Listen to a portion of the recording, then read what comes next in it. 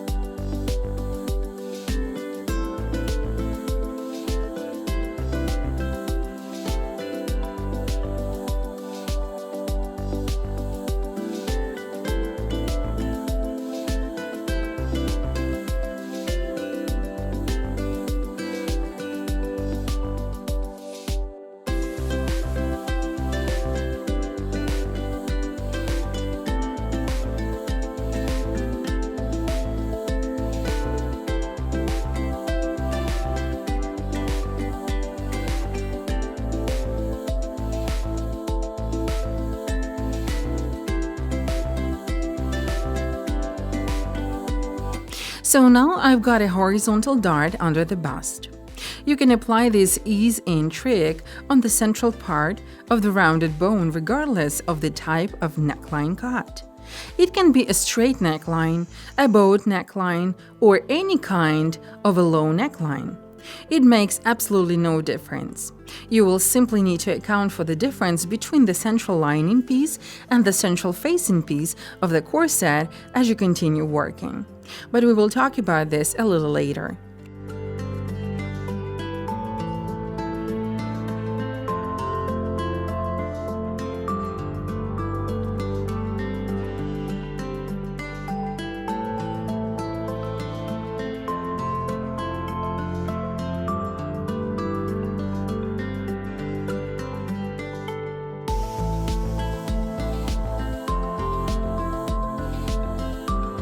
Now I need to sew on another slightly gathered narrow ridgeline bone along the top of the cup. I push the end of the bone underneath the half-round bone, bone 13, that's been stitched on along one side and sew it on at a 1 mm distance from the stay stitch. I ease in slightly along the neckline to prevent it from stretching and ensure good fitting against the bust. The amount of fullness is inversely proportional to this bust size. The smaller the bust is, the more fullness is needed, and vice versa. The larger the bust is, the less fullness is required.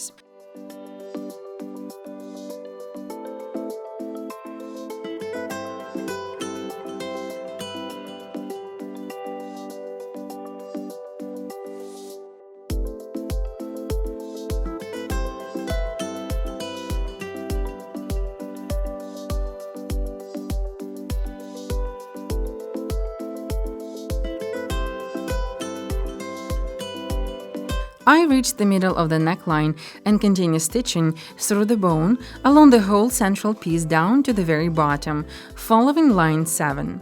These two bones, the one I'm sewing on right now and the one I'm going to sew on from the other side, will provide for good fitting against the body in the central area between the breasts.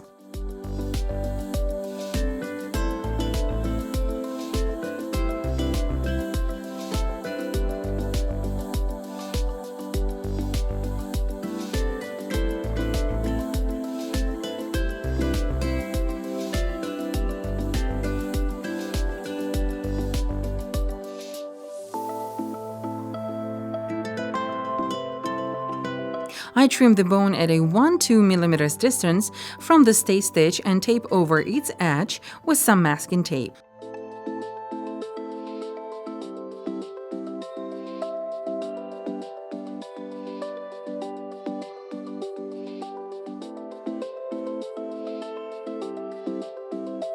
And now I need to sew on the second parallel bone in exactly the same manner.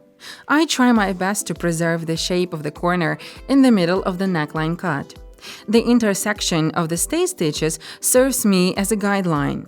I try to recreate the same amount of fullness along the top line as I made on the previous cup.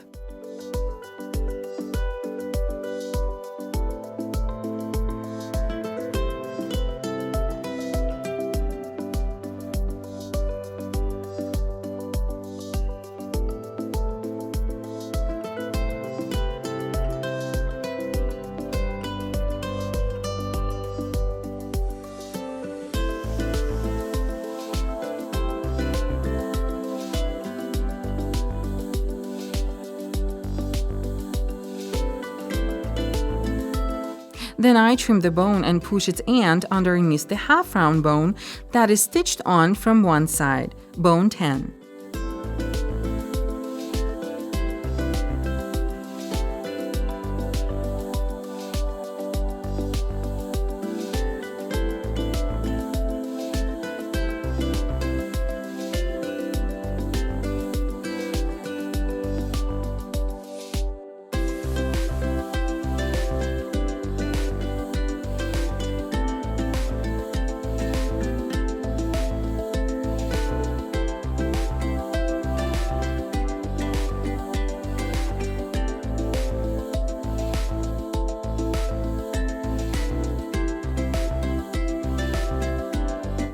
This very stage requires some pressing action.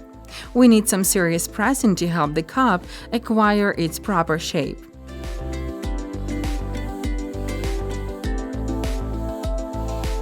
I place the cup onto my special cup pressing mold and start shaping it and making it nice and round with the help of steaming and light pressing.